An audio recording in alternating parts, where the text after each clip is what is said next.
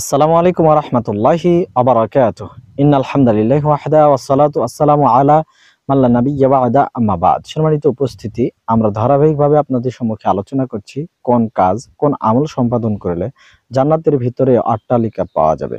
14 নম্বর পর্বে এসে আমরা আলোচনা করছি, যদি আপনার আমার সন্তান কলিজার টুকরা মারা যায়, ইন্তেকাল করে, তাহলে তার উপরে যদি আমরা সন্তুষ্ট থাকি এবং আলহামদুলিল্লাহ পড়তে পারি, তাহলে এর বিনিময়ে মহান আল্লাহ তাআলা আমাদের জন্য জান্নাতে গৃহ নির্মাণ করবেন। আপনি তিরমিজি খুলুন, 1021 নম্বর সঙ্গে হাদিস এসেছে। আবু মুসা আশআরী রাদিয়াল্লাহু আনহু হতে বর্ণিত। তিনি বলেন, আল্লাহ রাসূল সাল্লাল্লাহু আলাইহি সাল্লাম বলেছেন, ইযা মাতা ওয়ালাদুল আবদি, যখন বান্দার কোনো সন্তান মারা যায়, ক্বালাল্লাহু লিমালাইকাতিহি, আল্লাহ তার ফেরেশতাদেরকে জিজ্ঞেস করেন, ক্বাবালতুম ওয়ালাদা আবদি, তোমরা কি আমার বান্দার সন্তানকে ছিনিয়ে নিয়ে এসেছ? ফায়াকুলুনা, ফেরেশতারা উত্তর দেয়, নাআম, হে আল্লাহ, জি হ্যাঁ, আমরা নিয়ে এসেছি। ফায়াকুলু, আল্লাহ তাআলা বলেন, ক্বাবালতুম সামারাতা ফুয়াদিহি, তোমরা কি আমার বান্দার কলিজার টুকরাকে ছিনিয়ে নিয়ে এসেছো? ফায়াকুলুনা, ফেরেশতারা বলেন, নাআম, হে আল্লাহ, জি হ্যাঁ, আমরা আপনার বান্দার কলিজার টুকরাকে ছিনিয়ে নিয়ে এসেছি। ফায়াকুলু, আল্লাহ তাআলা বলেন, মাযা ক্বালা আবদি, আমার বান্দা তখন কি বলল?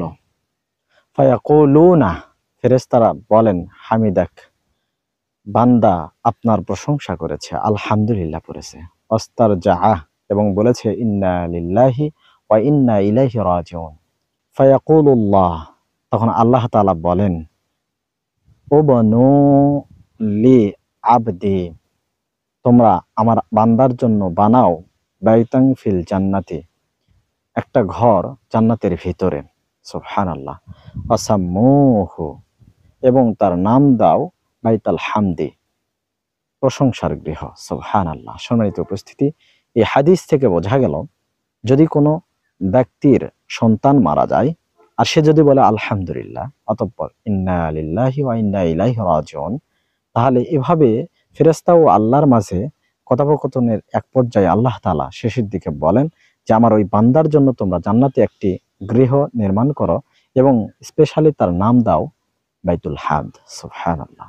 সম্মানিত উপস্থিতি, তাই আসুন ধৈর্য ধারণ করি আমাদের যে কোনো বিপদ ও মুসিবতে। আল্লাহ তৌফিক দান করুন, আমিন। ওয়া আখিরু দাওয়ানা আনিল হামদুলিল্লাহি রাব্বিল আলামিন। আসসালামু আলাইকুম ওয়া রাহমাতুল্লাহি ওয়া বারাকাতুহু।